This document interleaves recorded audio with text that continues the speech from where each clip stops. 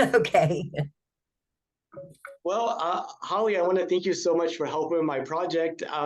Could we start off with maybe you saying a little bit about yourself? Well, I'm born and raised in Oklahoma. Um, there's really this past 2 years now, I've been on a crazy adventure that I'm loving. I went to Starbase a year and a half ago for the first time from the Dear Moon Project, what started it for me. And from there, I made it to the third round of Dear Moon, and my life just changed. I'm I'm getting nervous. Um, with Starbase going down there, I'd never seen a rocket before in my life. I mean, my father introduced me to space. That was something he always talked about, NASA. And he had this giant book, like this big. It had Neil Armstrong's footprint on it. And I can remember carrying that book around my whole life when I was a kid. So it's always been there, space and science. And when I got to go down and see the rocket for the first time, um, it overwhelmed me. It was like my own overview effect, really, is what happened. Like I had never seen something like that, and to think that we're gonna go to today, it's incredible. I moved down after 4 trips down there in 1 year, and I've just been down there documenting SpaceX right now. Um, I'm not sure a whole lot really. Like I don't know what to say. No, that's brilliant. So I applied for Dare Moon too. I don't think I made it beyond round one. Can you tell me what I missed? What's round two and three like? Well, it really wasn't a whole lot to it. We just have to stay involved and stay active. And I think the part of my mind that I met in Germany, well, from Germany, we met through the Dear Moon Project, and her name is Olga, a very well-known artist. And I think my connection with her is what kind of kept me in the running. I was always last minute on meeting deadlines. So that was kind of rough, but I I don't have the same kind of platform that they were looking for. Hopefully my girlfriend, maybe she's still in the running. I don't decided on any of that yet. Everybody just kind of fell off and they don't talk about it. I will forever be grateful for it. What it did for my life, what it opened up the opportunities. Space for Humanity. I've applied for that one. I applied with Mission Astro Access as well last year for their first cruise. So I will continue to apply with them. It's been a lot of good things that have happened just from the Dear Moon project. So even my dad applied for it and he didn't get accepted, and he's like an engineer. So it was pretty special. That is awesome. Yeah, it's kind of amazing to think about. It's sort of like, seeing the Wright brothers plane and then seeing a 747. Right. Yeah, I never thought we'd see some of these things in my lifetime, and just how fast everything is going right now with technology and watching all of the countries come together. I think this is the first time in my lifetime that I've really seen a global pull for one specific thing, and that's what has me excited about it. Um, I've met so many people from all over the world just because of Dear Moon, and then, you know, it's opened my eyes, and to see all of us come together, it's great.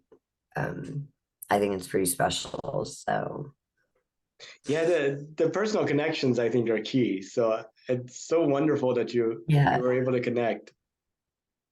yes, it has been good, and the connections is unbelievable. I mean, 4 trips in 1 year was a little much.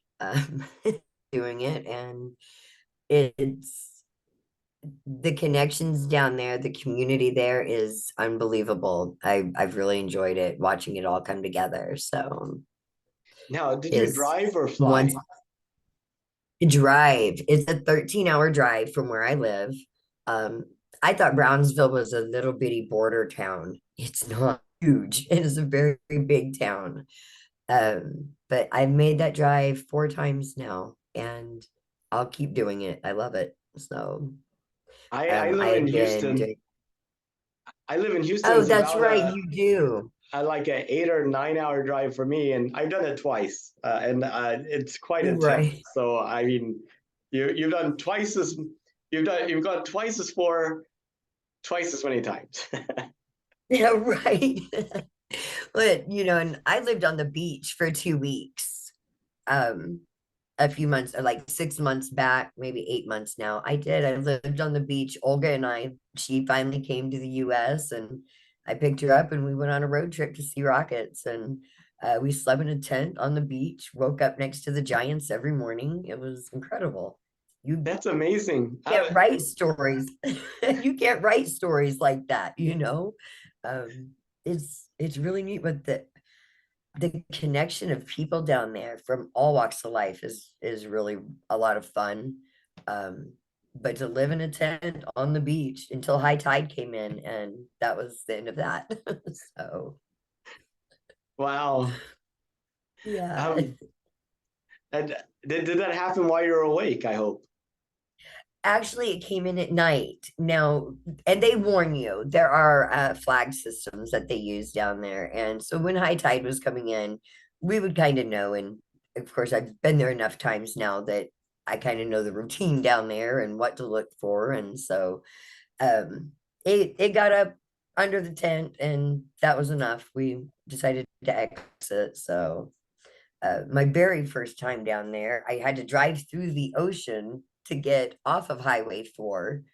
My border patrol had escorted me out because high tide had came in really fast and I didn't know it. And they had to drive us out to get us out of there. So won't make that mistake again either, being there after dark. It Wow. can be tricky. So So when did you find out that NASA is planning to send astronauts back to the moon?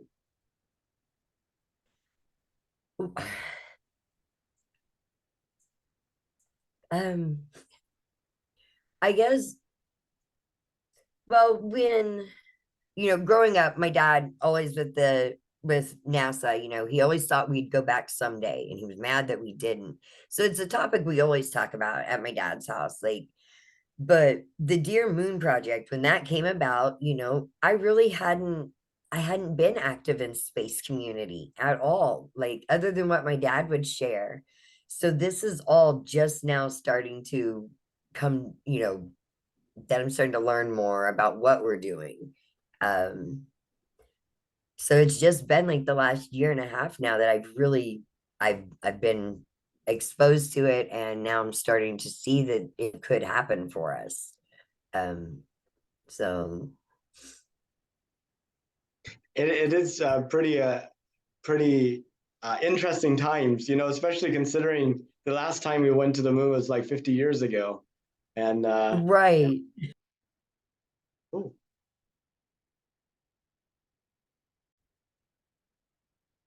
well, unfortunately, we weren't able to continue the interview at this point. We had some connectivity issues, uh, and I look forward to having a follow-up interview with Holley later on. And anyway, thank you so much for Holley for participating in Countdown to the Moon. And I look forward to giving an update to this recording. And thank you to everybody else that's looking at this. And um, there will be a follow-up. Thank you.